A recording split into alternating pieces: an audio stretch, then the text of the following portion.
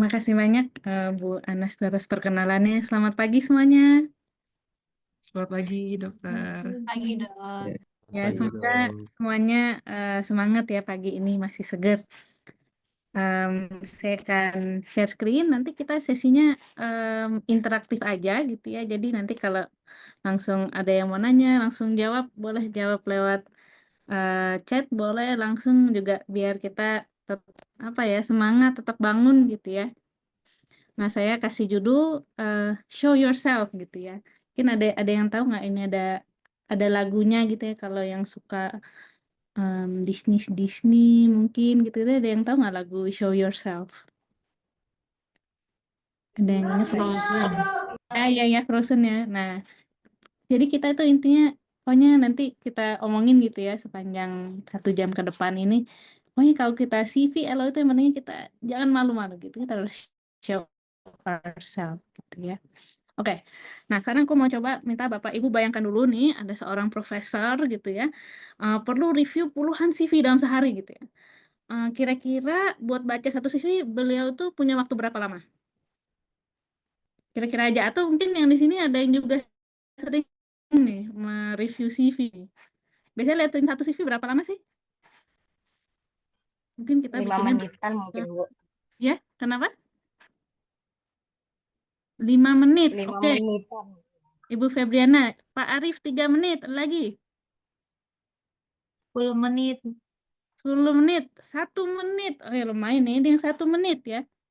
Ya, kisarannya saya lihat kalau dari jawaban Bapak Ibu 1 sampai 5 menit gitu ya. Bahkan mungkin kalau di screening gitu ya, paling dia cuma ada waktu 1-2 menit, makin banyak CV-nya gitu, semakin banyak data, semakin sedikit dia punya waktu buat melihat gitu ya. Ini ada yang jawab lagi 5 menit. Oke. Jadi kita cuma punya waktu 1 sampai 5 menit. Jangan sampai CV kita belum apa-apa baru dilihat sudah digeser ke tumpukan yang ini enggak gitu ya. Oke. Jadi kita coba latihan ya. Ini level 1 dulu nih, nanti kita naik-naik nih. Level 1 kita jadi screener CV dulu ya. Oke, coba ya. Oke. Ini contoh pertama. Ini kalau Bapak Ibu lagi jadi screener CV kira-kira 1 menit gitu, anggaplah 1-2 menit lah. Ini Bapak Ibu ada komentar nggak nih? Kira-kira dia bakal masuk tumpukan ke yang bakal Bapak Ibu baca lebih lanjut atau yang tumpukan yang satunya yang udah nggak gitu. Skip, dok. Kenapa? Di skip. Tidak. Kenapa sih skip? Kenapa di skip? Too much, terlalu ini. Banyak. Panjangnya ya. Aja. Oke, very good ya. Udah kepanjangan nih gitu. Udah waktu cuman 1 menit, bahkan mungkin di screen 30 detik. Aduh, udah pusing next gitu ya. Udah kita udah nggak lolos nih, baru tahap 1 gitu kan.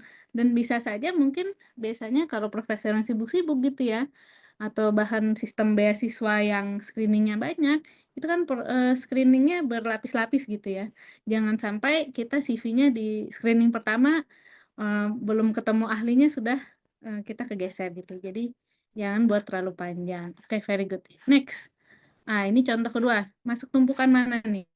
Ya atau tidak? Tidak, dok. Susah dibaca. Tidak. Susah Fontnya dibaca. bingung.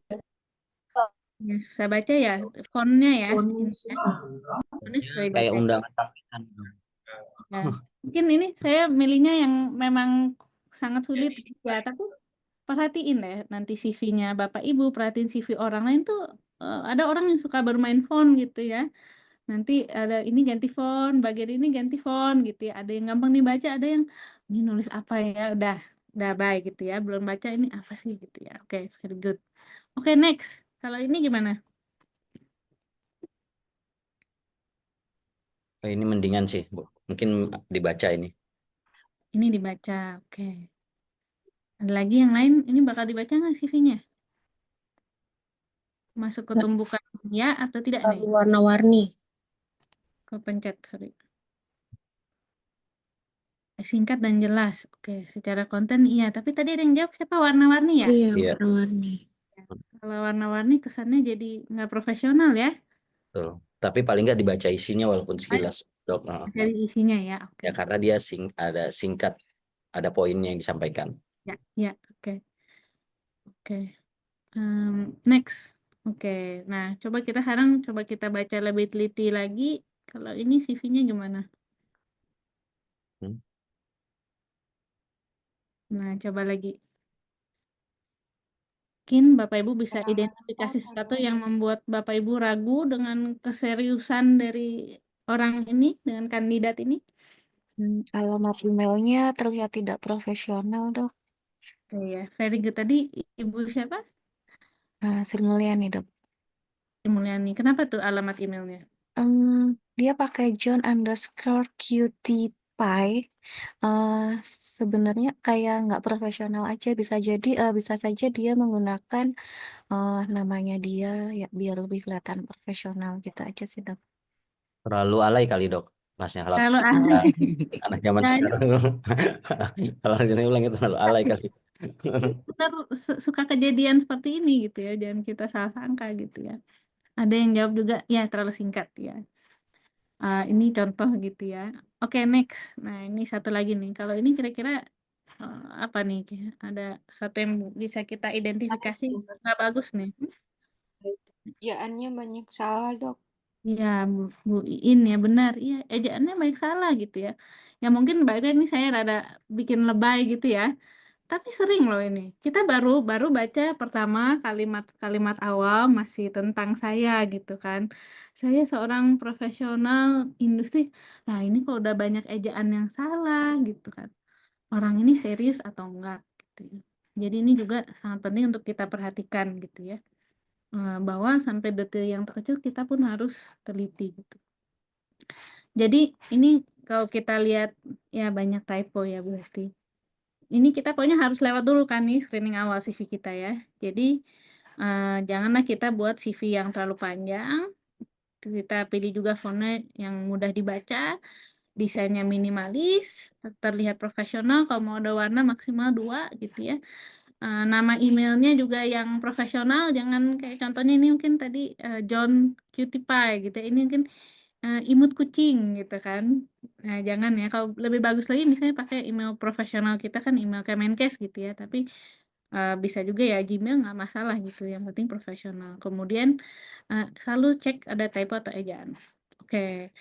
Nah, nanti dicek lagi ya Bapak Ibu. Mudah-mudahan sudah lolos ya tahap pertama ya. Oke, ini katanya udah pada paham lah nih. Oke. Karena kita mau naik level dulu nih. Ada yang pernah suka main ini nggak? Find Waldo gitu. Pernah main nggak? Yang tahu nggak Waldo yang mana nih? Jadi Waldo itu yang pakai baju merah-merah ini ya. Jadi ada permainan kita Beda sendiri. ya Waldo ini. Nah, kita harus cari di antara banyak orang kita harus cari si Waldo ini. Nah, bayangkan ini ada headhunter gitu ya. Dia lagi nyari seorang dengan keahlian yang sangat spesifik gitu kan. Misalnya dia lagi cari ahli imunisasi gitu kan, atau dia punya ahli manajemen rumah sakit, seterusnya gitu. Nah, sekarang bayangkan kita ada di posisinya headhunter, tapi karena kita mau nyiapin CV, gimana caranya supaya kita itu bisa ditemukan nih sama si headhunter gitu ya. Jangan sampai kita buat CV, tapi itu membuat kita jadi nggak bisa dibedakan sama yang lain gitu ya. Nah, jadi kita coba level 2-nya nah kita harus buat diri kita di headhunt gitu. Jadi seolah kita tuh jadi headhunter dan kita pastikan bahwa orang itu pasti akan memilih kita gitu. Jadi saya punya pertanyaan dulu nih. Kemarin saya ada disampaikan oleh Mbah Hani ya, kira-kira Bapak Ibu yang di sini apply beasiswa apa gitu. Nah, pertanyaan saya apakah Bapak Ibu sudah sempat mencari tahu gitu ya atau menanyakan kira-kira apa sih yang dicari atau ditargetkan oleh headhunter atau dalam hari ini pemberi beasiswa-beasiswa ini yang utama yang saya lihat ya ada LPDP, Australian Award, ada Max, mungkin ada yang lain juga ya ini yang kemarin saya sempat lihat. Ya, kira-kira apakah Bapak Ibu ada yang sudah mencari tahu apa nih yang dicari nih oleh para pemberi beasiswa? Sudah dok, Ya, gimana Pak Erlian? di Australian Awards itu ada 3 kelompok besar untuk yang jenis yang prioritas yang mendapat itu ya. Terkait krisis, ekonomi, sama penguatan apa satu lagi itu udah kayak ada 3. Nah dalam 3 kategori besar itu ada rincian di dalamnya untuk yang kelompok yang akan tujuan akan kita ambil gitu dok. Itu bisa dari sana. Oke, ya, itu very good ya Pak Elin. Pak Elin sudah melakukan research gitu ya. Ini yang dicari apa sih Orson Award? Tadi ada 3 kategori besar gitu ya. Silahkan ada lagi yang lain lagi mungkin yang sedang apply LPDP. Pernah nggak mencari tahu atau memikirkan sebenarnya LPDP itu nyarinya orang kayak apa sih yang pengen dia tarik? Karena kita bayangkan pasti dia punya kriteria nih gitu kan, kriteria saya mau nyari orangnya kayak gini, nanti ada kriteria penilaiannya gitu kan supaya objektif gitu kan, karena kan dewan penilainya kan ada dari macam-macam juga gitu ya. Apa nih yang dicari oleh LPDP nih?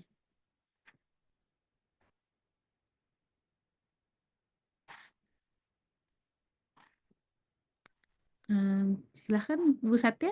Izin Bu. Ya. Yang apa adanya, jujur nggak dilebih-lebihkan.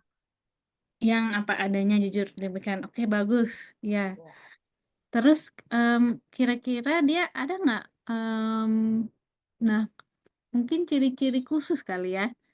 Nah, kebetulan nih saya juga peserta salah satu award di LBTP juga nih, tapi udah dari mungkin 11 tahun yang lalu ya.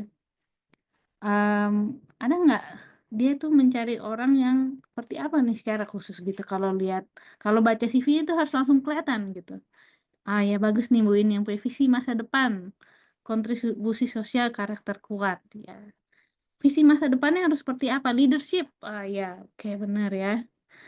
LPDP mau mencari pemimpin-pemimpin. Apalagi? Nah, nggak kita cari. Agen perubahan. Oke. Ya, jadi nanti kita bisa cari lagi ya. Supaya apa? Supaya CV yang kita buat itu nanti kalau yang si headhunternya atau pemberi beasiswa melihat, dia udah langsung, wah ini cocok banget ini buat beasiswa LPDP. Oh, ini cocok sekali ada Arsain Award gitu ya.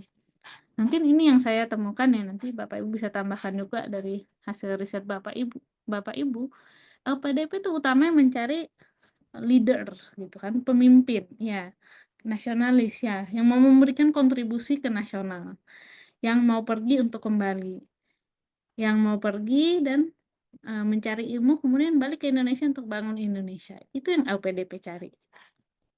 Kalau Australia Award apa? Dia mau mencari yang bisa memberikan dampak pembangunan di Indonesia. Kalau Max yang dia cari terutama untuk research ya kan, dia research and science gitu ya. Jadi dia melihat keunggulan akademik, penelitian gitu ya. Nah, tentunya ini secara umum gitu ya. Kan ada program-program yang secara spesifik mungkin dia akan bicara lebih spesifik ya, seperti ada fokus pada krisis dan seterusnya tadi disampaikan. Nah, jadi artinya apa? Artinya kita bisa menyesuaikan CV kita seperti itu gitu. Jadi kalau misalnya LPDP fokusnya adalah kepemimpinan kontribusi nasional gitu, kita harus tunjukin bahwa kita adalah seorang pemimpin masa depan yang memang akan berkontribusi untuk pembangunan Indonesia. Gimana cara kita tunjukkan melalui apa yang kita kerjakan selama ini, pengalaman leadership kita misalnya dalam organisasi, dan bahwa kita punya visi yang jelas, kita tuh mau melakukan apa sesudah studi kita gitu. Kalau yang Australia Award gimana? Nah, mungkin dia akan mengutamakan juga selama ini pengalaman kerja seperti apa. Apakah memang itu berperan dalam pembangunan negara. Kemudian juga ada nggak dia terlibat dalam program yang dampak nyatanya ada di komunitas gitu. Kalau yang Max gimana? Dia memang ada jejak akademik yang kuat nggak gitu ya. Memang akademisi yang melakukan riset atau tidak dan seterusnya gitu.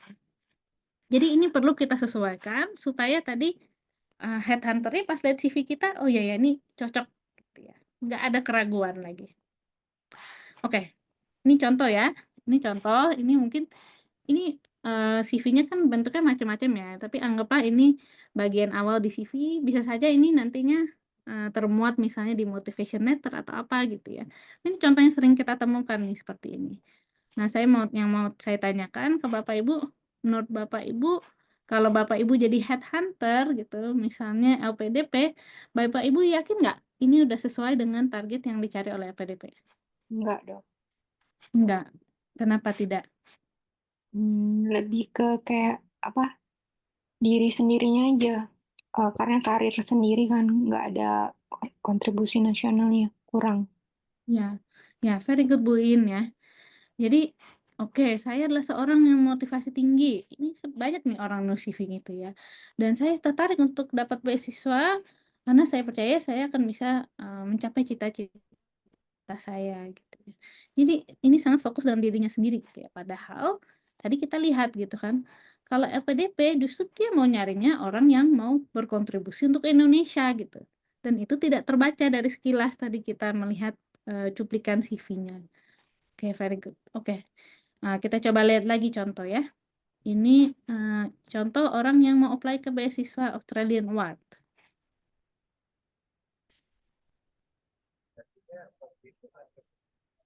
Ya, silakan. Ada yang mau memberikan komentar nih kalau Bapak Ibu sebagai headhunter, pemberi CV dari pemberi beasiswa Australian Award, kira-kira Bapak Ibu bakal tertarik nggak sama CV sama orang ini? Memang enggak ya, karena masih fokus di diri sendiri. Fokus di diri sendiri ya. Tadi dengan Ibu siapa? Dengan Yuni, Ibu Yuni, ya, ya. Ya, sama ya. Ini mirip-mirip yang tadi ya. Dia bicaranya tentang gimana supaya dia bisa dapat pekerjaan yang lebih baik gitu ya. Padahal balik-balik kita perlu menunjukkan bahwa kita ini mau membangun nih negara asal kita gitu ya. Oke, very good. Oke, next ini yang Jepang. Kalau yang contoh ini gimana nih?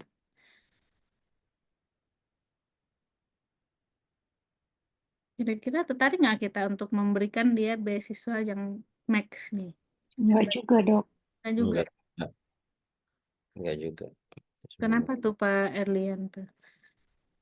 Ya masih kalau tadinya juga masih berharap dapat pekerjaan yang lebih baik dan terus mengembangkan diri di bidang yang saya minati, masih ke diri dia sendiri, belum untuk mengaplikasikan ke dalam pengembangan yang nasionalnya atau untuk yang tempat lebih baik setelah dia belajar.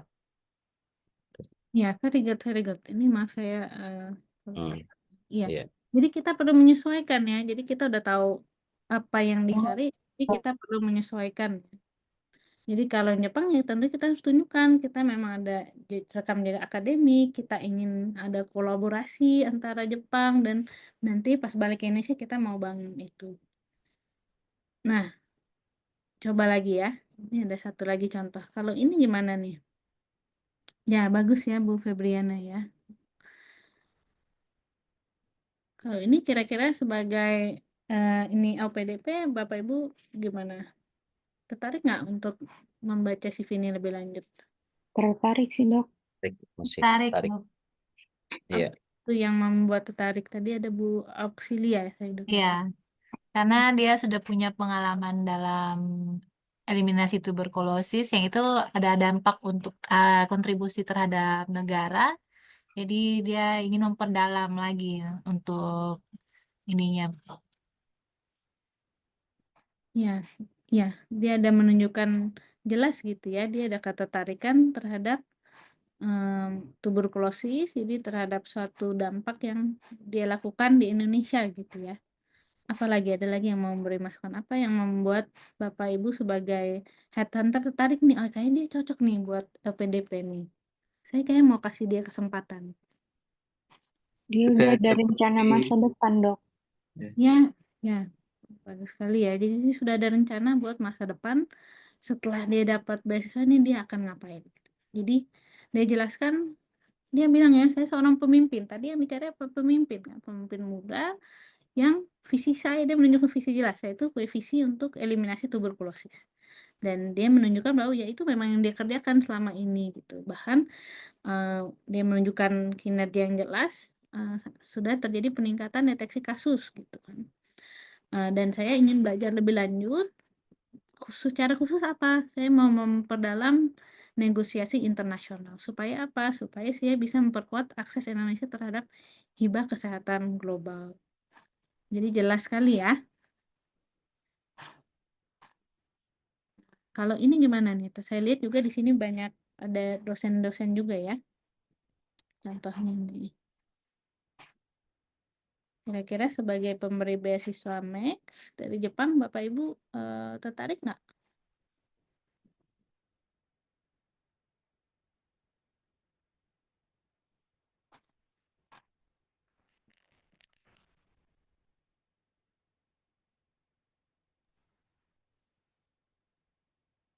Hmm. Hmm. Ya, silakan. Yang mau berpendapat, kalau misalnya kita headhunter yang tadi tim yang melihat CV yang daftar untuk beasiswa Max yang di Jepang, kira-kira kita bakal tertarik nggak dengan dosen ini nih?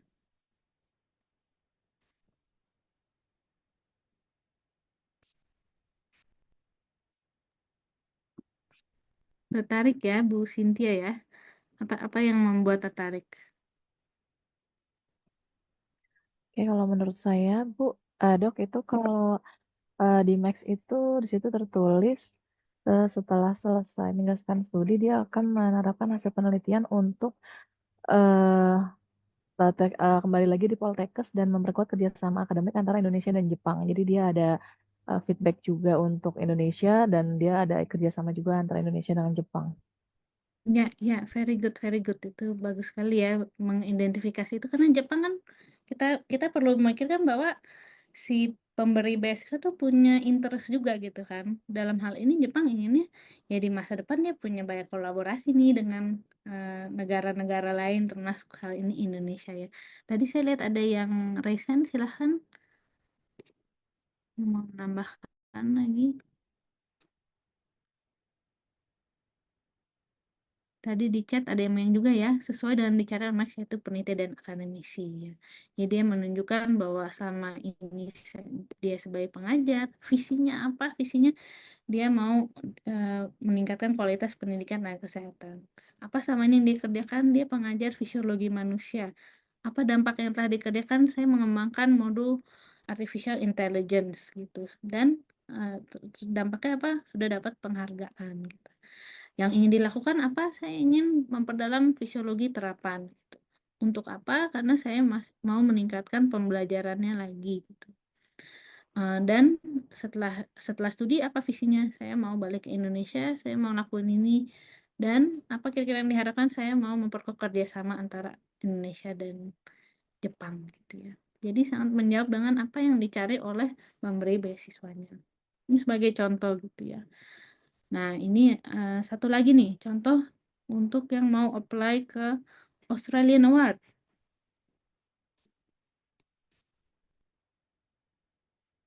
Ya kan nih ada yang apply Australian Award nggak di sini? Kira-kira tertarik nggak nih sebagai pemberi beasiswa Australian Award? Tertarik, Dok. Tertarik. Apa yang membuat tertarik?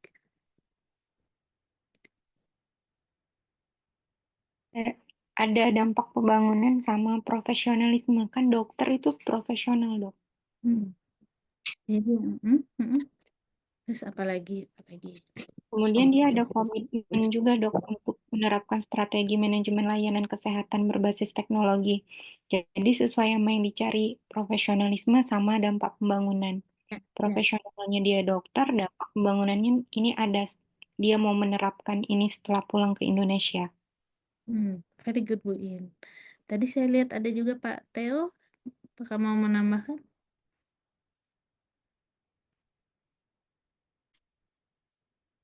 Ya, jadi sangat jelas ya dia menjelaskan peran dia apa sama ini. Kemudian dia bekerja sebagai apa yang telah dia kerjakan gitu kan. Kemudian dia bilang saya ingin mendalami ilmu ini. Untuk apa dia jelaskan, dan harapannya setelah itu dia mau melakukan apa di Indonesia gitu. Itu harus sangat jelas. Dan terkait tadi dengan profesionalisme dan juga dampak pembangunan. Nah, jadi apa yang perlu kita tunjukkan dalam CV gitu? Kalau yang LPDP kita perlu tunjukkan peran kepemimpinan kita. Bagaimana kontribusi nyata kita dalam pembangunan Indonesia dan rencana kontribusi yang jelas. Ini bisa dimuat di CV, bisa buat di motivation letter, bisa di seluruh dokumen itu harus satu suara gitu ya. menunjukkan bahwa inilah apa ya, mungkin sosok yang ingin kita bangun atau diri kita yang ingin kita show, yang ingin kita tunjukkan di dalam CV kita. Kalau yang Australia gimana? Yang Australia surut pengaman kerjanya sama ini gimana berhubungan dengan pembangunan. Tunjukkan komitmen untuk menerapkan ilmunya kembali di Indonesia gitu. Kalau yang akademik gimana? Tunjukkan pengalaman penelitian selama ini. Terus gimana nanti bisa mendukung penelitian di Indonesia juga. Jadi ini kita perlu tunjukkan. Nah, ini ada mungkin beberapa keywords yang bisa kita tunjukkan gitu ya. Bisa kita gunakan nih yang mungkin action oriented yang harus ada tuh di sepanjang CV kita. Di sepanjang CV kita. Jadi apakah dari memimpin inisiatif, misalnya yang LPDP ada terkait misalnya kita bisa menggunakan keyword-keyword yang menunjukkan kepemimpinan gitu ya. Dari kita memimpin inisiatif, misalnya kita memberdayakan masyarakat gitu ya, mereformasi tata kelola pemerintahan ini misalnya yang rada tinggi-tinggi, tapi kita bisa cocokkan. Atau yang misalnya yang Australia kita harus menunjukkan bahwa kita ini bahasa Inggris ya biasanya kita melakukan implementing solutions, kita melakukan policy reform, misalnya reform public service, misalnya. Atau yang akademik kita menunjukkan kita melakukan academic collaboration, cutting edge dan seterusnya gitu ya. Jadi ini cuman keyword yang bisa digunakan gitu ya, atau bisa juga gunakan keyword lain, tapi intinya kita harus menunjukkan bahwa kita sesuai dengan fokus utama yang dicari. Oke ya, ini saya lanjut ke level berikutnya. Tadi kita udah mudah-mudahan udah screening gitu, terus pas udah dilihat tuh sesuai dengan targetnya gitu ya. Nah, ini yang udah kita naik level lagi nih, yang level 3 gitu. Ada yang pernah dengar elevator pitch nggak? Ini elevator pitch ya, itu seringkali digunakan gitu ya kalau kita mau misalnya meyakinkan seorang, tapi kita waktu cuma terbatas. Dan biasanya kalaupun kita bicara misalnya dengan pimpinan kita pun kita cuma punya waktu terbatas juga ya. Kadang bahkan makanya dibilangnya elevator pitch karena kan kalau naik lift tuh paling hanya setengah menit gitu ya atau 1 menit gitu. Paling lama 2 menit lah tuh naik lift gitu ya. Jadi bayangin Bapak Ibu lagi ada di acara gitu ketemu sama profesor, terus dia itu punya beasiswa gitu ya atau bisa memberikan LOE tadi. Nah, kira-kira Bapak Ibu akan memperkenalkan diri seperti apa nih? Waktunya 30 detik nih. Bisa nggak nih kira-kira? Ada yang mau mencoba nggak? Elevator pitch gitu ya.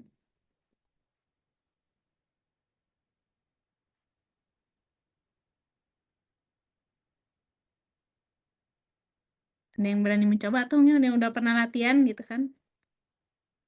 eh dalam bahasa Inggris, Dok, atau Boleh dua-duanya, boleh bahasa Indonesia, boleh bahasa Inggris.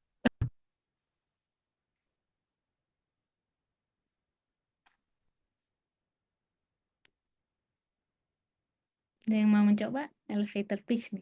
Visual saja yang hanya bisa dilihat. oke. Lalu Ini izin Dok, ini dalam emang apa secara harfiah situasinya kita bertemu Profesor di lift atau Ya. istilahnya? Maaf saya sambil zoom deh. Nah, memperkenalkan diri ketika naik lift ya, Dok ya? Ya, waktunya daftar 30 detik. 30 detik, Gimana oke. supaya profesor ini tertarik Oh. nih mau nawarin beasiswa yang dia punya ke kita? Oh, 30 detik ya. Ya. Oke, mungkin baik. Saya coba ya, Dok ya. Ya. Oke, kita bisa ketemu. Baik. Oke, pagi, Prof. Oke, pagi. Prof, maaf, boleh bicara sedikit? Oke, silakan. Misalnya dijawab seperti itu. Izin, Prof.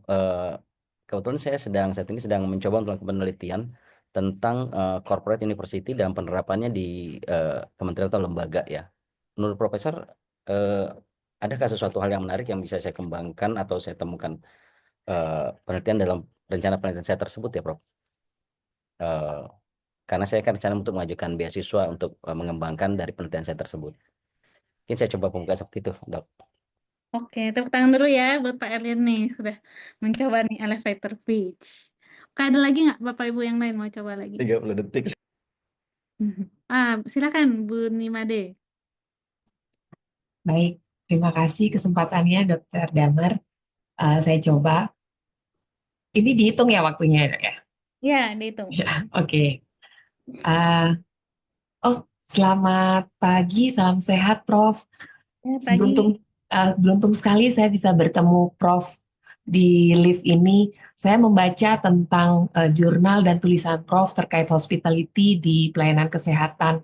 Dan saya ingin sekali untuk lebih memperdalam dan membuat tulisan juga agar bisa Prof adalah inspirasi saya. Tapi mungkin Prof bisa berkenan memberikan rekomendasi sehingga saya bisa melanjutkan sekolah saya dengan beasiswa di universitas tertentu gitu.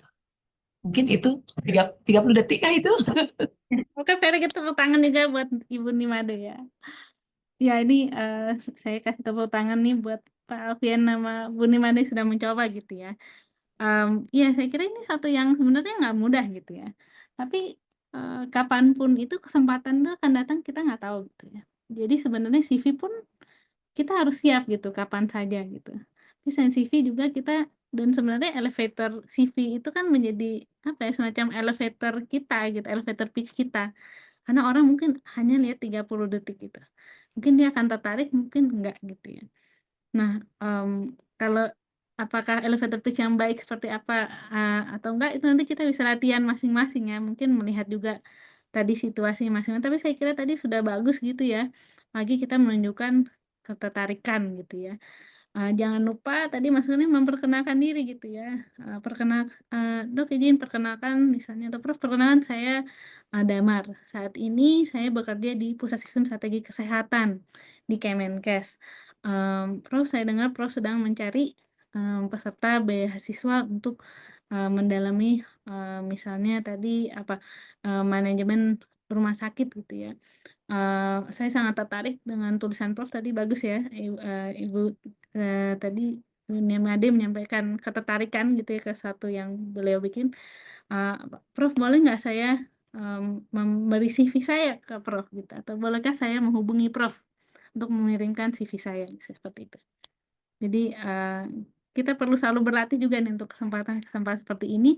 Gimana cara kita ngasih hook supaya kita bisa kontak lebih lanjut Prof ini gitu ya. Oke ya. Oke. Jadi kalau kita nggak punya kesempatan ketemu langsung, CV kita itu tadi yang harus menjadi si elevator pitch kita gitu ya. Nah, ini ada satu buku yang saya cukup suka gitu ya. Ini bukunya gampang bacanya kalau ada yang tertarik gitu ya. Ini oleh Austin Kleon, judulnya Show Your Work gitu. Nah, dia bilang gitu, you don't have to be a genius, you just have to be yourself gitu ya. Jadi mungkin beberapa tips, ini CV kita memang harus mencerminkan kita itu siapa gitu. Jangan juga kita nulis CV, mau nulis yang bagus, tapi kita jadi nulis teman kita atau orang lain gitu ya. Yang kedua, kita harus tunjukkan keunikan kita. Kita harus tonjolkan apa yang membuat kita berbeda, karena bayangkan dia akan melihat banyak CV gitu ya. Terus yang ketiga, show it gitu. Don't just tell it gitu. Jadi kalau kita bilang kita adalah pemimpin kesehatan masyarakat di Indonesia, kita harus menunjukkan apa bukti-buktinya gitu. Jangan kita cuma saya adalah orang yang bekerja keras gitu kan. Apa buktinya gitu. Itu kita harus tunjukin. Oke ya. Kita coba lihat ya. Nah, contoh-contoh. Misalnya ada yang menulis CV seperti ini gitu kan. Dia kerja di Kemenkes sebagai ketua tim kerja, itu berusia dari 2022. Bentar. Ini ya. Misalnya ini. Kira-kira bagaimana, mungkin dari Bapak Ibu ada masukan nggak? Kira-kira kalau seperti ini menarik nggak kira-kira buat yang baca CV? Kurang menarik. Kurang menarik. Kenapa tuh kurang menarik? Izin dok, izin dengan Reno dari BKK Yogyakarta. Ya, Kalau silakan. bisa kalau kita lihat untuk CV yang contoh kedua ini lebih seperti kita sedang mengcopy paste SK kita sebenarnya, tanpa bisa menunjukkan sebenarnya dari hal-hal yang sudah dituliskan itu apa capaian kita, apa prestasi kita, dan mungkin apa atau work experience yang sudah kita dapatkan tadi, seperti itu. Jadi jangan sampai hanya seperti kopas SK aja gitu. Harus ada pencapaian dan dampaknya, seperti itu, Dok. Ya, ini bagus sekali Dokter Reno ya. Ini hanya menunjukkan peran dia atau SK gitu sama ini ya. Ya, pokoknya tanggung jawab saya ini untuk pengelolaan tim gitu ya. Tapi itu tidak menunjukkan apa yang sebenarnya dia sudah raih gitu atau prestasi gitu ya. Oke, kita coba lagi ya. Kalau ini gimana? Sama dok, kurang menarik izin. Oh iya, kenapa tuh Pak Nanang? Ya, izin. Karena di sini tadi belum menunjukkan kinerja kita yang satu dan hasilnya. Hasilnya itu apa? Pelatihan kesehatan itu seperti apa? Hasilnya sama prosesnya itu seperti apa? Mungkin seperti itu, Dok. Jadi seperti terlalu umum gitu ya Pak Nanang ya? Betul, kurang specifically Kurang spesifik. hasil ataupun kenyataan yang ada di lapangan akan seperti apa. Boleh nggak kasih contoh Pak Nanang kalau kita mau buat lebih spesifik seperti apa? Baik. Untuk meningkatkan efisiensi penemuan kasus, mungkin kita bisa memberi contoh bahwa penelitian-penelitian kita atau publikasi kita tentang penemuan kasus-kasus kesehatan tertentu sudah terpublish.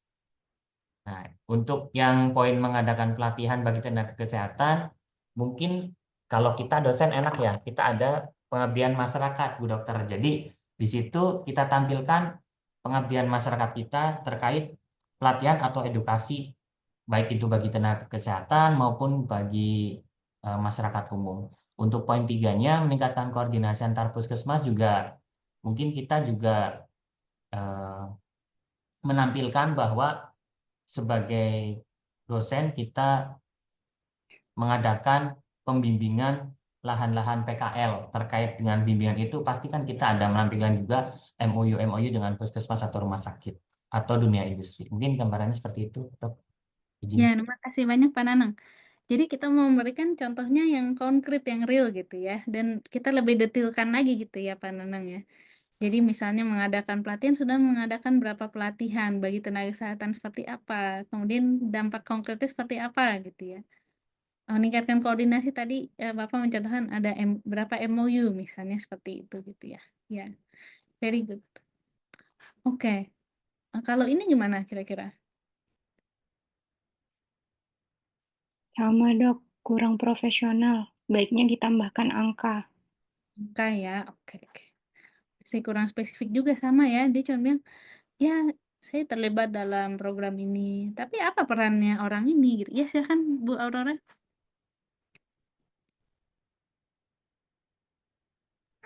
Dok, izin mau bertanya juga dok terkait dengan CV ini. Ya. Kita diminta untuk tanda kutip quote and quote menjual diri kita kepada headhunter atau pemberi beasiswa supaya kita langsung dilirik, kemudian kita punya peluang yang lebih besar untuk mendapatkan beasiswa ketika kita posisinya bukan sebagai Katim, tapi kita lebih banyak sebagai anggota tim kerja. Atau mungkin beberapa tahun sebelumnya kita pernah misalnya menjadi subkoordinator atau eselon 4, kemudian setelah penyetaraan kita beralih kemudian menjadi anggota Katim. Nah, ketika kita mengatakan bahwa kita punya peranan, kita pernah berperan sebagai leader misalnya walaupun dalam skup kecil, bagaimana kita menggambarkannya di dalam ini, apakah kita sebutkan saja di periodenya, kemudian ketika keterlibatan kita lebih kepada di tataran kebijakan, mendeskripsikannya lebih baik bagaimana dok? Karena kalau untuk ketua tim kerja mungkin bisa lebih kelihatan, oh capaian indikator kinerja terkait dengan satker saya bisa membantu di komponen ini sebanyak berapa persen atau berapa banyak output yang bisa diklaim oleh unit kerja kita sehingga memang program itu berjalan. Namun ketika posisi kita sebagai anggota tim kerja, kita lebih berperan ketika kita mendorong untuk misalnya mendorong di advokasinya atau misalnya kita mendorong di penyusunan drafting untuk kebijakannya. Bagaimana kita menggambarkannya dok supaya pengalaman kita ini juga relevan dengan apa yang diinginkan oleh pemberi beasiswa kita, Dok. Izin. Terima kasih, Dok. Ya, terima kasih banyak Bu Aurora. Bu Aurora dari mana, Bu? Izin, Dok. Saya di Biro OSDM, Dok. Oh iya, di Biro SDM. Ya, Iya, Dok. kenal ya Bu Aurora. Ini bagus sekali pertanyaannya gitu ya. Ya, mungkin yang kalau nanti ada sesi lebih lanjut kita bisa bahas lebih rinci ya sampai contoh-contohnya. Mungkin kita bisa bedah beberapa CV gitu ya. Mungkin yang saya bisa jawab di kesempatan ini, ya. Kasar ini mah. Secara umum saya yakin gitu bahwa yang namanya kepemimpinan atau leadership itu bukan sesuatu yang apa ya hanya dimiliki, tidak sama dengan jabatan gitu ya. Mungkin di sini kita contohkan adalah ketua tim gitu ya. Tapi untuk menunjukkan leadership, untuk menunjukkan kemampuan kepemimpinan itu dimiliki setiap orang gitu. Tidak peduli apa posisinya gitu. Karena tidak mungkin misalnya ketua tim itu kan dia mengerjakan semuanya sendiri. Justru dia perannya mungkin lebih overseeing, lebih memantau gitu ya. Tapi yang melakukan misalnya tadi Bu Rari cerita misalnya terlibat dalam kebijakan yang benar-benar memantau day to day-nya, hari demi harinya gitu ya. Misalnya sampai satu Permenkes itu jadi gitu, atau yang bahkan memimpin diskusi mungkin dengan antar unit dan seterusnya. Itu mungkin Ibu Aurora gitu ya. Jadi tidak mungkin ketua tim itu mengerjakan semuanya gitu ya. Bisa saja saya anggota tim tapi saya yang misalnya bertugas dalam negosiasi misalnya satu MOU gitu. Sampai benar-benar jadi gitu. Di situ itu menunjukkan juga leadership gitu ya. Nah, jadi saran saya adalah kita perlu mengidentifikasi gitu hal-hal yang memang waktu itu kita menunjukkan leadership kita itu bukan nggak selalu harus satu yang besar gitu, tapi yang satu yang di situ kita memang berperan mengawal sesuatu sampai itu selesai gitu ya. Dan jangan malu untuk show your work itu, jangan malu untuk apa yang menunjukkan bahwa kita benar-benar berperan di situ, bahwa kita menyusun gitu ya draft dari ini, kemudian kita mengkoordinasikan misalnya diskusi dan mendorong itu sampai selesai, bahkan misalnya lebih cepat dari waktu yang harusnya ditentukan dalam deadline yang cepat dan seterusnya gitu ya. Ini saya tuh mungkin ini anekdotal gitu ya atau cerita saja gitu. Waktu itu saya ketemu dengan Pak Wempi ya dari Kemenq di World Bank. Beliau cerita nih kalau CV-CV-nya orang Indonesia itu beda dengan CV orang India gitu ya, misalnya salah satu contoh. Kalau CV orang India mungkin dia tugasnya misalnya fotokopi gitu ya. Tugas dia misalnya dia lagi jadi anak magang gitu ya. Tugasnya fotokopi dokumen gitu ya. Tapi pas masuk CV dia ceritanya adalah dia bisa membuat cerita dia fotokopi itu menjadi cerita yang dia terlibat sangat penting itu dalam penyusunan satu dokumen dan diseminasi satu dokumen hingga tercapainya misalnya MOU X gitu ya. Jadi artinya apa? Kita perlu nah kalau orang Indonesia beda gitu.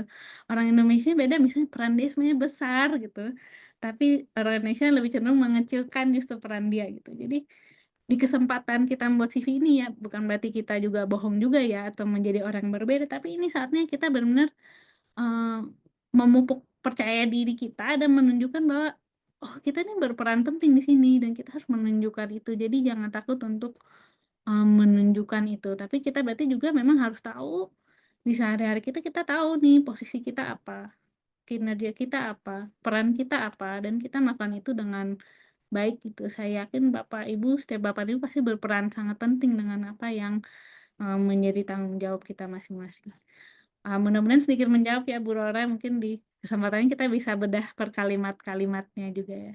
Baik, Dok. Terima kasih banyak, Dok, atas pencerahannya. Jadi sudah ada gambaran untuk ternyata menjelaskan leadership itu tidak mungkin karena terpaku dengan di sini dia ketua tim kerja, tapi ternyata selama kita menjadi leader dalam proses itu dan kita bisa menunjukkan bahwa proses itu adalah hal yang penting dalam organisasi kita, maka itu juga bisa kita gunakan sebagai bagian dari work experience untuk menunjukkan leadership, begitu ya, Dok? Ya, kayaknya pas banget nih Bu Aurora menangkap maksud saya. Terima kasih banyak pertanyaan bagusnya Bu Aurora. Terima kasih atas penjelasannya, Dok. Ya, sama-sama. Tadi saya lihat ada yang angkat tangan juga ya. Apakah mau Eh, ditanya? Ya, saya ya silakan Bu Yuni. sebenarnya hampir mirip dengan yang Bu Aurora tadi tanyakan gitu. Kalau misalnya di work experience kita itu lebih ke koordinator suatu kegiatan gitu loh. Maksudnya penanggung jawab suatu kegiatan gitu. Itu kan skupnya kecil ya, dan paling paling lama itu adalah sekian bulan lah gitu, 1-2 bulan gitu. Apakah itu bisa bisa menjadi poin lebih juga gitu ketika untuk CV gitu. Ya, makasih Bu Yuni. Ya, pasti kan kita pengalaman kerja banyak ya. Jadi artinya kan proyek tuh juga banyak gitu kan. Misalnya saat ini saya sendiri misalnya lagi ngerjain berapa proyek gitu. Jadi kita mungkin harus milih-milih juga ya di CV kita mana yang jadi highlight kita gitu. Jangan kita menceritakan, oh dulu saya jadi ketua OSIS waktu SD gitu ya. Mungkin tuh SD nggak ada ya, ketua OSIS waktu SMP gitu misalnya ya. Ya mungkin tuh berkesan buat kita, tapi kita kan harus milih-milih juga ya mana yang paling kayaknya benar-benar berkesan buat kita dan kita menunjukkan misalnya sisi kepemimpinan kita misalnya gitu. Nah, tapi saya kira kita juga tidak perlu mengecilkan peran atas satu aktivitas tertentu gitu ya. Menurut saya kepemimpinan dan pencapaian itu nggak bisa kita bandingkan gitu maksudnya. Mungkin yang ini ada yang berperan sampai misalnya mendapat penghargaan internasional gitu, tapi mungkin leadership-nya nggak kalah dengan misalnya yang membuat misalnya seminar series webinar ini gitu kan, webinar kelas bimbingan ini kan panitia yang terlibat di sini kan pasti juga tidak mudah gitu kan, memimpin misalnya proses sampai adanya kelas bimbingan buat seluruh ASN di Kemenkes gitu ya. Di situ pun perlu ada leadership gitu, dan itu pun bisa kita tekankan gitu. Yang mungkin bisa kita elaborasi adalah misalnya pengalaman apa yang kita dapatkan gitu. Atau apa misalnya kalau LPDP kan dia kita seperti CV-nya tuh bercerita gitu kan, apa yang jadi kelebihan kita, kekurangan kita gitu. Kita bisa tunjukkan di sana gitu. Jadi misalnya kita saya memimpin gitu kan untuk adanya webinar kelas ini, dan kita lihat hasilnya, mungkin hasilnya berapa bulan aja gitu kan udah selesai. Ternyata dari 100 peserta gitu 80% diterima gitu kan. Syukurlah gitu ya. Itu bisa gitu ya. Ataupun itu kan benar-benar sampai dampak akhir gitu ya misalnya. Tapi kita sampaikan misalnya dari kuesioner ini ternyata kepuasannya sekian persen, dan itu menjadi awal dari misalnya adanya proyek lebih lanjut dan seterusnya gitu. Inilah saatnya kita apa ya, mungkin benar-benar menunjukkan gitu apa yang kita kerjakan gitu, dan kita boleh berbangga dengan itu gitu. Jadi jangan khawatir sekecil apapun itu, kita justru perlu tunjukkan gitu maknanya buat kita apa, maknanya buat orang lain apa. Karena ya nggak selalu bisa dibandingkan juga gitu, apa yang orang ini lakukan, apa yang orang lain lakukan gitu. Semoga menjawab ya Bu Yuni ya. Iya, baik, terima kasih. Oke, ini tadi ada pertanyaan lagi deh Bu Yuni, mungkin saya lanjutkan dulu gitu ya. Nanti kita ada sesi tanya jawab lagi ya. Nanti kita simpen dulu ya Bu Mimi ya. Oke. Oke. Jadi ini tadi saya udah ke copy. Nah misalnya, terus ini contoh yang terakhir. Kalau ini gimana Bapak Ibu?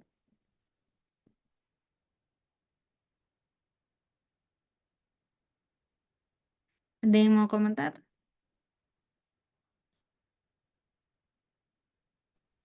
Kalau di CV-nya seperti ini bagaimana?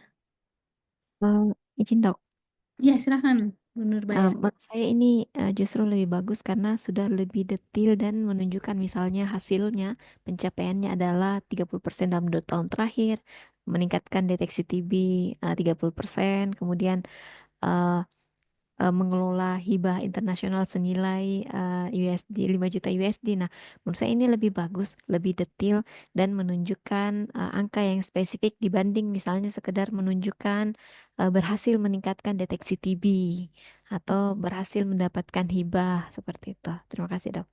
Makasih banyak Bu Nurbaya. Ya benar sekali ya. Jadi ini tadi juga disampaikan oleh Bapak Ibu ya. Kita istilahnya contoh yang lebih spesifik gitu ya. Benar-benar peranan kita apa. Kan mungkin ini masih sedikit general gitu ya. Bisa kita lebih spesifikkan lagi kan. Misalnya kita terlibat nih di mengelola hibah internasional. Di bagian apanya nih kita terlibat gitu kan. Pasti ada mungkin peranan dari kita masing-masing di setiap hal besar yang ada di unit kita juga gitu ya. Yang bisa kita tonjolkan. Jadi prinsipnya gitu ya, kita itu kita harus menunjukkan itu prestasi gitu. Jadi bukan hanya tugas rutin yang kita kerjakan gitu ya. Jadi gunakan pernyataan yang menyoroti pencapaian nyata gitu ya. Jangan yang tadi dibilang gitu ya, kita hanya menunjukkan apa yang ada di SK kita. Kita bertanggung jawab atas tim pemasaran gitu misalnya. Nah, justru kita gunakan kata-kata kerja, action gitu. Saya memimpin, saya mengembangkan, I initiated, I improved the workflow, I did this gitu. Dan gunakan data dan hasil yang menunjukkan nyata gitu. Jadi kita bilang jangan ya kita meningkatkan efisiensi operasional, kita meningkatkan pendapatan rumah sakit berapa besar gitu realnya gitu. Tapi jangan ngarang juga gitu ya, harus benar-benar satu yang memang kita lakukan gitu. Dan gunakan mode pernyataan, kita bisa sebut seperti ini kan, misalnya action verb, action taken misalnya apa, saya mendevelop sistem ini gitu, misalnya saya mengembangkan misalnya dashboard PPKM COVID sehingga akhirnya itu bisa menurunkan angka COVID misalnya seperti itu, sekian persen dalam sekian minggu gitu misalnya, daripada kita non spesifik gitu ya. Nah terus itu kan tadi mungkin contoh gitu ya, tapi yang penting adalah mungkin CV bentuknya macam-macam gitu ya. Tapi kita itu narasi kita, apakah itu di CV kita, apakah itu di dokumen motivation letter kita, apakah kalau misalnya LPDP bentuknya pertanyaan apa kelebihan kita, apa kekurangan kita, itu harus merujuk atau menunjuk pada satu sosok yang kita lagi bangun nih dalam CV kita, yaitu kita gitu. Jadi kalau kita bilang saya adalah innovative public health leader, itu kesan yang mau kita tumbuhkan yang supaya nanti kita di headhunt gitu ya. Maka kita harus tunjukkan dengan work experience kita. Apa yang kita lakukan.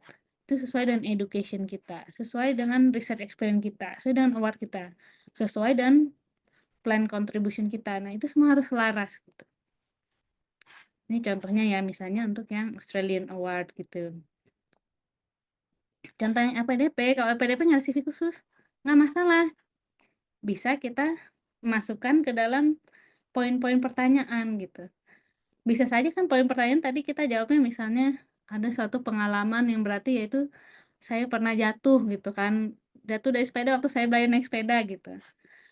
Bisa saja gitu. Tapi kita benar harus pilah apa yang mau kita ceritakan, dan kalau bisa pas digabung dia masih membangun narasi yang sama gitu, narasi yang sama bahwa misalnya ini tadi si ketua tim kerja, oh saya kelebihannya saya punya keterampilan negosiasi kuat, apa ini kita tunjukkan buktinya apa, kelebihan kita ini kita tunjukkan buktinya, oh ya karena saya berhasil tuh dapetin hibah internasional gitu. Dan selain itu dampak lebih luasnya kita jadi lebih dipercaya nih oleh dunia internasional misalnya, dan juga yang di kementerian juga gitu ya misalnya. Nah, kalau kekurangannya apa?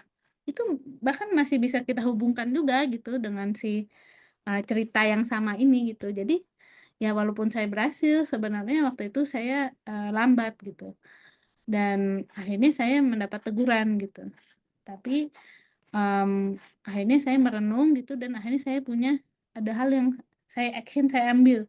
Action di sini adalah saya coba, karena posisi misalnya di sini sebagai ketua tim, saya sebagai pekerjaan dan lebih percaya pada orang lain gitu. Jadi dia masih dari kita baca cita-cita ini sebenarnya yang teringat tuh masih oh ya dia adalah seorang negosiator. Dia negosiator untuk hibah, dia ini menyediakan TB. Itu nggak hilang tuh cerita utamanya gitu. Karena dari membaca ini kan dia kan membayangkan nih sosoknya apa nih gitu. Oke. Jadi tadi untuk yang CV gitu ya. Terakhir nih udah dapat CV yang bagus, sekarang kita mengejar cita-cita kita gitu. Udah play CV gimana ya biar dapat LOE gitu ya. Mungkin secara umum Bapak Ibu mungkin secara umum Bapak Ibu udah tahu kalau bisa apply dengan jalur gitu ya, jalur pendaftaran universitas gitu. Nah, mungkin yang bisa kita bahas nih yang selain yang kita daftar dari jalur universitas gitu. Mungkin sebelumnya dulu ya. Ini benar-benar saya saranin gitu ya, misalnya kita benar-benar riset dulu gitu. Yang kita ingin pelajari itu apa bidang studinya gitu. Kita lihat universitasnya mana, program studinya ada di mana, mungkin Bapak Ibu udah melakukan ini ya. Terus kita lihat persyaratan-persyaratannya sesuai nggak, yang dia cari itu kayak kita atau bukan gitu. Atau kita bisa menyesuaikan nggak. Nah, bahkan kita lihat kurikulumnya nih, ini kita benar-benar tertarik nggak belajar mata kuliah seperti ini gitu. Terus kita lihat juga kumulnya seperti apa, misalnya nanti pas kita udah balik ke Indonesia, jaringan alumninya seperti apa gitu. Nah, dan yang paling penting, salah satu untuk LOE, terutama mungkin yang S3 ya, nah, tergantung universitasnya juga ya, kita coba pelajari dosen-dosennya. Ini dosen-dosen yang ngajar nih siapa gitu, ini siapa nih supervisor kita gitu. Inilah kesempatan buat kita yang memilih kita mau punya supervisor seperti apa gitu. Kita harus lihat nih supervisor ini latar belakangnya ini, dia kuliahnya di sini, dia penelitiannya seperti apa, dia kerja sama kolaborasi penelitian ada nggak dengan lab-lab lain misalnya. Dan kita baca penelitiannya, apakah kita memang tertarik dengan penelitian mereka, apakah kita ingin belajar metode-metode penelitian yang mereka lakukan dan seterusnya. Nah, kalau bisa di list tuh, jadi kita punya list universitas, kita punya list tenaga pengajar dosen-dosen yang kita tertarik gitu ya. Terus kemudian apa yang kita lakukan? Nah, kita jangan malu untuk show ourselves gitu ya. Kita email aja semua. Kalau perlu kita kirim 100 email gitu ya. Mudah-mudahan ada yang balas 10% gitu ya. Misalnya gitu ya, saya tanya aja, saya perkenalkan diri, nama saya Endang gitu, saya saat ini saya ketua tim kerja dan saya bekerja untuk ini. Saya membaca risetnya Prof gitu dalam khususnya mengenai deteksi TB dan khususnya mengenai penggunaan AI dalam X-ray gitu. Nah, saya ini tertarik nih buat bisa jadi anak bimbingannya Prof untuk meneruskan S3. Ya, kita tunjukin nih saya lagi ini menyiapkan apply dengan Indonesia Endowment Fund LPDP gitu. Tapi saya butuh LOE gitu. Dan saya sangat tertarik dengan apa yang Prof lakukan gitu. Ini ada CV saya, CV kita udah kita sesuaikan gitu ya. Ada riset proposal saya tertariknya ini gitu. Nah, boleh nggak saya diskusi dulu gitu. Jadi kadang kita tidak perlu langsung meminta, boleh nggak Bapak ngasih CV gitu, Prof ngasih CV. Yang penting kita udah kasih hook gitu, kita kasih, boleh nggak kita diskusi, boleh nggak kita Zoom sebentar gitu. Atau bahkan kita bisa nggak perlu ngomongin LOE dulu, ini boleh iya atau boleh nggak, kita minta waktunya dulu. Dan mungkin kita bisa diskusi dulu. Nah, dalam hal ini mungkin beliau juga melihat kita bagus nggak jadi bimbingannya beliau. Tapi di sini kita juga bisa menilai kira-kira kita cocok nggak sama Prof ini gitu. Dia ada jalan riset apa aja, atau mungkin nyanyian dia ada funding dari tempat lain, nggak dari LPDP, ternyata dia punya funding sendiri. Oh, saya emang lagi nyari mahasiswa PhD, senang sekali Anda menghubungi saya gitu. Jadi saya pun dulu juga udah menghubungi lebih dulu, teman-teman saya juga banyak tuh, mereka suka Zoom melihat kesempatan itu, mereka senang gitu, kita bisa diskusi, jadi interest-nya sama nggak gitu ya. Dan ini penting sekali, bahkan kalau perlu kita bisa diskusi bukan hanya dengan supervisornya, tapi kita diskusi dengan misalnya mahasiswa PhD lainnya gitu yang udah pernah bimbingan sama Prof. Kira-kira kita cocok nggak, suasana labnya seperti apa. Jadi ini hal-hal yang bisa kita lakukan jauh-jauh hari sebelum kita memulai studi, sebelum kita apply. Kirim aja email sebanyak-banyak, jangan malu gitu. Kirim aja gitu, mudah-mudahan banyak yang bales. Sini kita bisa ngobrol-ngobrol dulu gitu, mungkin dari beliau-beliau ada masukan juga, oh saya kalau riset sana saya udah nggak lagi soalnya funding saya udah habis gitu. Mungkin dia bilang, gimana kalau kamu apply ini lagi ada jalur khusus nih, kamu apply ya. Nah, di situ akan terbuka banyak pintu-pintu. Terakhir, suaranya kedengeran nggak ya? Jadi saya suka banget sama lagu sama tulisan ini. Be who you are and say what you feel because those who mind don't matter and those who matter don't mind. Pokoknya kalau sih kita tunjukkan aja diri kita, nggak usah malu. Dan jadilah diri anak sendiri. Show yourself. Lagunya Frozen. Tadi saya doakan teman-teman Bapak Ibu sukses